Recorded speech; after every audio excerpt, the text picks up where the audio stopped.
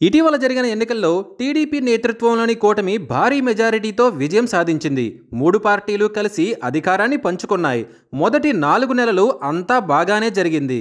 తర్వాత ఆధిపత్యం నిరూపించుకోవడానికి టీడీపీ, జనసేన పార్టీలు విశ్వ ప్రయత్నాలు చేస్తున్నాయి. ఇదే సమయంలో టీడీపీలో కూడా అంతర్గత పోరు మొదలైంది. చాలామంది నాయకులు బహిరంగంగానే పార్టీ విధానాలపై విమర్శలు గుప్పిస్తున్నారు. తాజాగా ఓ మాజీ వైసీపీ నేత తీరుపై తెలుగు తమ్ముళ్లు ఆగ్రహంగా ఉన్నారు. వైసీపీ ప్రభుత్వంలో కేవలం ఎమ్మెల్యేగా మిగిలిపోయారు కొలుసు పార్థసారథి. పార్టీ అధినేత జగన్ పెనమలూరు సీటు ఇవ్వడానికి నిరాకరించారనే కారణంతో ఆయన వైసీపీని వీడారు. టీడీపీలో కూడా ఆయనకు పెనమలూరు సీటు దక్కలేదు. టీడీపీ అధినేత చంద్రబాబు పార్థసారథికి నూజివీడు సీటును కేటాయించారు. టీడీపీ, జనసేన హవాలో ఆయన ఎమ్మెల్యేగా విజయం సాధించడంతో పార్థసారథికి బీసీ కోటాలో మంత్రి పదవి దక్కింది.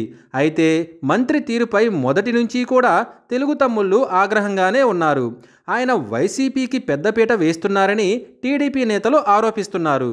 కొలుసు పార్థసారథి తీరుపై టీడీపీ నేతలు అసంతృప్తితో ఉన్నారు. టీడీపీకి చెందిన వారి పట్టాదారు పాసు పుస్తకాలను రద్దు చేసి వైసీపీ నేతలకు కట్టబెట్టారని మంత్రిపై విమర్శలు వినిపిస్తున్నాయి.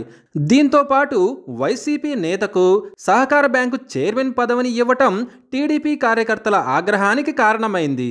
ఇదే సమయంలో వైసీపీ మాజీ మంత్రి జోగి రమేష్తో కూడా ఆయన వరుస భేటీలు కావటం జిల్లా రాజకీయాల్లో హాట్ టాపిక్గా మారింది. తిరువూరు, నూజివీడుతో పాటు కీలకమైన గన్నవరం, గుడివాడ నియోజకవర్గాల్లో వైసీపీ నేతలకు అనుకూలంగా మంత్రి వ్యవహరిస్తున్నారని విమర్శలు వినిపిస్తున్నాయి.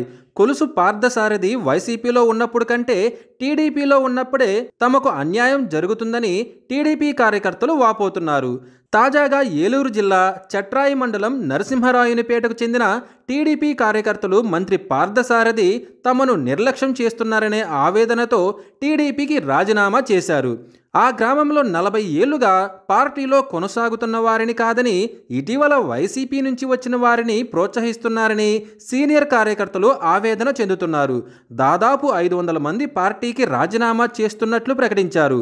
మంత్రిని కంట్రోల్ చేయకపోతే పలు నియోజకవర్గాల్లో పార్టీ నాశనం కావడం ఖాయమంటూ కార్యకర్తలు హెచ్చరిస్తున్నారు.